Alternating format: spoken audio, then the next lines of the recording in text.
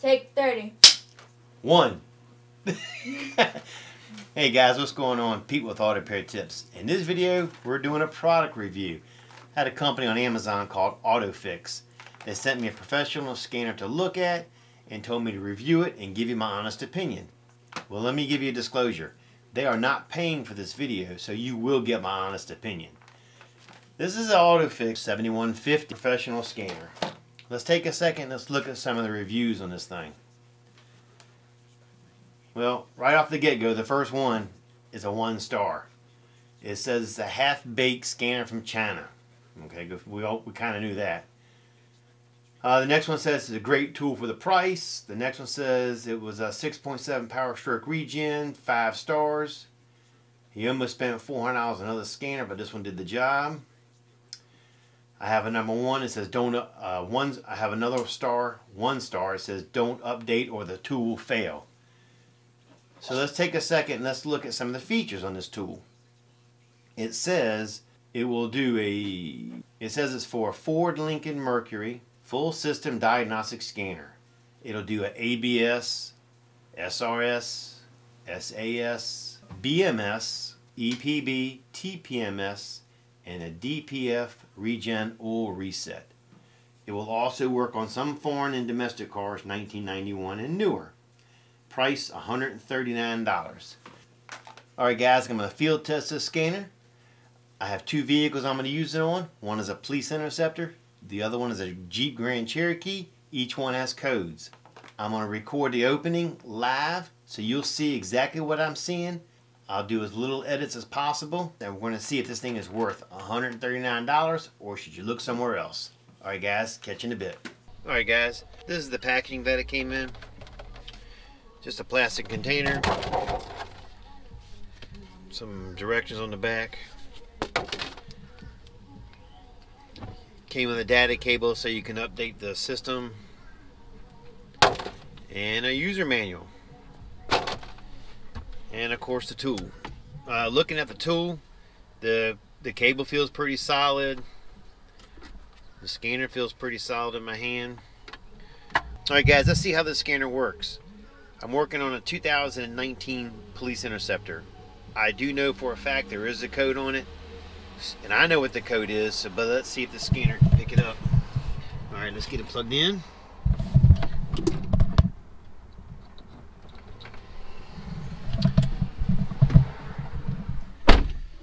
Alright, one thing I noticed off the get-go, in my opinion, the cable is way too small. It's not long enough. Another 12 inches would be great. As soon as I plugged it in, the scanner did boot up on its own. Looking at the main menu, it's got OBD2, Ford oil reset, EPB reset, battery, I guess test the battery, BMS reset, ECT reset, and your tool setup. So let's start off with, let's go down and look at the battery. You hit OK. And I guess to navigate through it, you have to use the arrows and you hit OK when you get there. Make sure the engine's off. It is off. The current voltage is 13.56. It says hit OK to start detection, or you can hit escape to cancel and go back to your next menu. Let's go ahead and hit OK. Detecting the engine's voltage is high.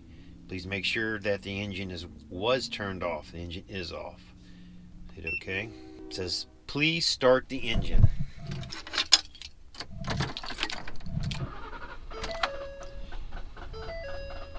Alright, so this engine I know for a fact does not start because of the code that it's got, so that's not going to help us any. Alright, but looking at it, it looks like what it does is when you're cranking it, it tells you the volts that it was required to start the engine. So let's get out of this because I can't run this test. Let's go to the OBD2. It does navigate through pretty fast. Hit OK. Hit OK. So let's read the codes. Hit OK. It says an error occurred. Okay. Let's do it again. Let's look at the codes. Hit OK. Let's read the codes. The vehicle code is defined by the manufacturer. Please hit OK to select the manufacturer. Okay. We're working on a Ford. Tells you the current code is the cylinder head temperature sensor circuit is high. And I do know that is true. It's a code P1289.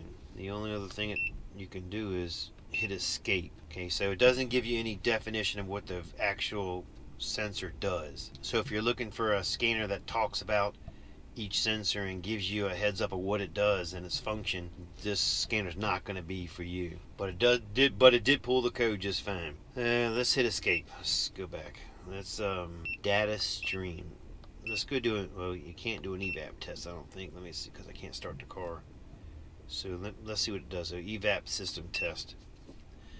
Evaporator system leak test passed. Okay, so I guess the engine doesn't have to be running. Let's hit escape. See the vehicle information. Let's see what that is. Alright, it gives you the whole VIN number, calibration number, and the verification number. Okay, there is no more to that. Let's go to data stream. View all items. Let's take get supported data stream. Fuel system, engine coolant temp sensor. The engine coolant temp sensor is 90 degrees. That's Celsius. I guess you have to change it to Fahrenheit. RPM is 0. Okay. It's got some neat little features on it. Seems to navigate pretty fast. Let's do this. Let's go back in to look at the tools. Keep it. Yes. We got language, the beeper on or off, instruction display, units of measure. Let's check that out. Let's go to American.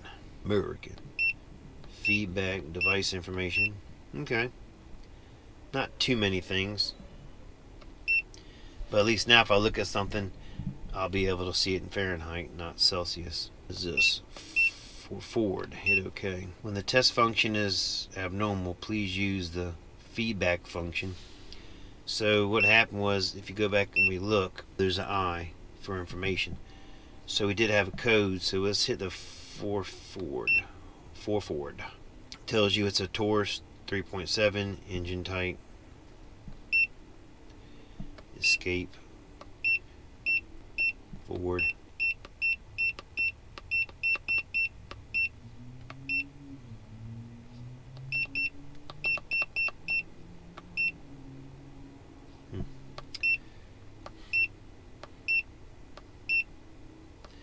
Alright guys, I went through most of the features, kind of got a feel for it to see what it can do. I'm going to go ahead and put it on the Jeep now, and we'll take a look at that and see how it does on the Jeep. Alright guys, this one here is going to be an 11 Jeep Grand Cherokee. And this one's got the check engine light and the airbag light is on. So let's see how it does. Alright, again, I don't like this short cord. It doesn't really give you enough room to work with. So let's go ahead and check the check engine light first. I'm going to hit OK. It is loading the system. Scan down. Hit read codes. Okay. It's a P0128. The coolant thermostat. Temperature is below threshold. Nothing else other than that. So it did pull the code. It says the thermostat's either probably got a low in water or a bad thermostat. It's pulling the codes pretty fast. Can't complain with that. Let's go back and check the airbag. The airbag said it would do airbags. Alright, I don't see one for airbags. Reset. Go back this way. Data system, then evap, vehicle information. Now, I know clearly the directions said did airbag. You get the engine RPMs, throttle position, oxygen sensors. So you definitely get some readings on different components on the car. Barometric pressures at 30. But I don't see the airbag.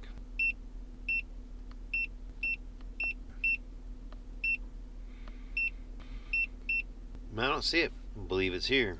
What is that? A Ford, Lincoln, or Mercury. So we're limited to that test only to a Ford, Lincoln, or Mercury. Alright guys, I don't see anywhere on here where it does the airbag for this vehicle. And I know clearly the directions said it did an SRS. We'll go back and look at that later. Alright guys, I've taken readings off 2 different cars, a Ford and a Jeep. I'm going to put all the information together and we'll see you in a bit. Alright guys, we just got done field testing the 7150.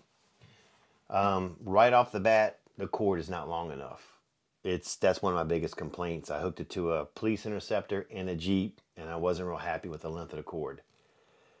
And the other thing I saw, looking on the site, it says it does a SRS, your supplement restraint system. I didn't find that function on here.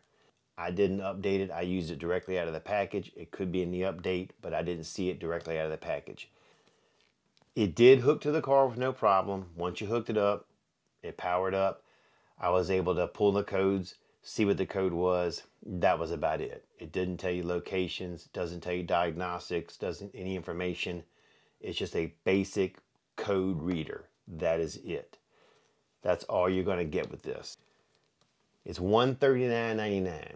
That being said, if you're looking for something just to read your codes and clear your DPF, clear your oil, clear your codes, this is fine. This is going to do you just fine. It was pretty fast pulling codes. Somebody commented earlier it was slow. It wasn't slow. It did just fine. It wouldn't do good in my shop because I need more than just this.